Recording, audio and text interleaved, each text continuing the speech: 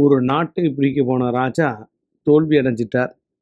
இந்த நாட்டு கை மாறி போயிடுச்சு. இவருக்கு புகழ் என்பது ரொம்ப போதை. அதாவது எதுவாக இருந்தாலும் பாராட்டணும். அப்படியே புகழுக்கு அடிமையான ஒரு ஒரு கேரக்டர்.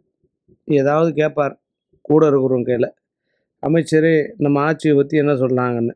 பிரமாதம், சூப்பர், இப்படி புகழ்ந்து புகழ்ந்து அந்த போதைக்கு அடிமையாயிட்டார்.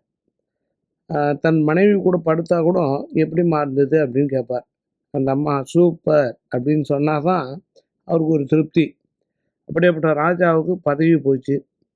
டெய்லியும் பாராட்டிலே நனைஞ்சிக்கிட்டு இருந்தார். மனுஷனுக்கு சால்வை போடுறது, பொக்கே கொடுக்கறது. இந்த போதைக்கு அடிமையானதுனால ஆட்சி போச்சு, கை வச்சு வேறு ஆட்சி தான் வந்துச்சு. இருந்தாலும் வீட்டில் அவரால் இருக்க முடியல. ஏன்னா புகழை பார்த்து பார்த்து, மக்களை பார்த்து பார்த்து, அந்த ஒரு 100 பேர் 500 பேர் ஒரு நாளைக்கு சல்யூட் வைப்பான்.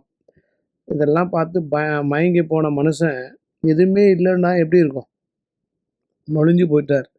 ஒரு ரிட்டையர்ட் ஆகும்போது வேலையில் இருக்கும்போது இருக்கிற தைரியம் ரிட்டையர்ட் ஆனதுக்கப்புறம் பார்த்தீங்கன்னா அப்படியே தனிமையாகிடுவாங்க.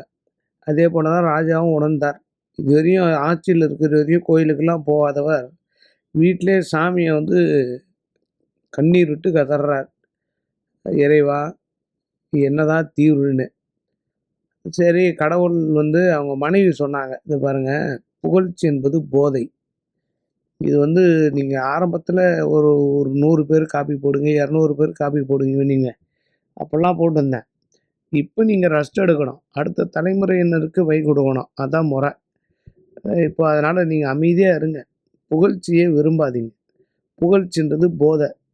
சாகும்போது உங்களை ஜீவசமாதி பக்கத்துலேயோ இல்லை சமாதி பக்கத்துலேயோ உங்களை புகழ்ந்து பாடுவதற்கு ஆள் இருக்காது.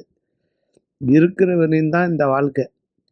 இறந்ததுக்கப்புறம் நீங்கள் பெரிய பதவியில் இருந்தீங்க, ராஜாவாக இருந்தீங்கன்றதுனால உங்களுக்கு 120 அடி பள்ளம் தோண்டி புதைக்க மாட்டாங்க, 6 அடி தான் அப்படின்னு விளக்கம் கொடுத்து தான் அந்த அம்மா. அப்போ தான் அந்த ராஜா உணர்ந்தாராம். சில பேர் சைக்கோவாக இருக்காங்க, புகழ்னா ஒரு டென்ஷன் ஆகிடுறாங்க.